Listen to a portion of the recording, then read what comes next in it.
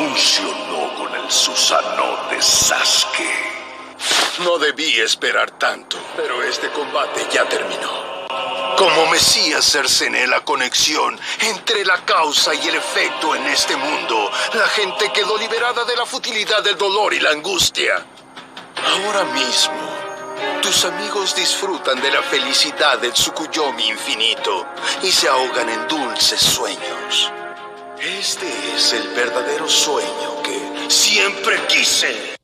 Convertí el infierno en paraíso. Ahora deberías entenderlo. Es el fin. Gusanos.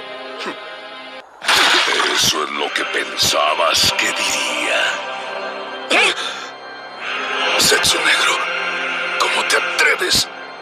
Madara, tú no eres el Mesías, ni tampoco el fin.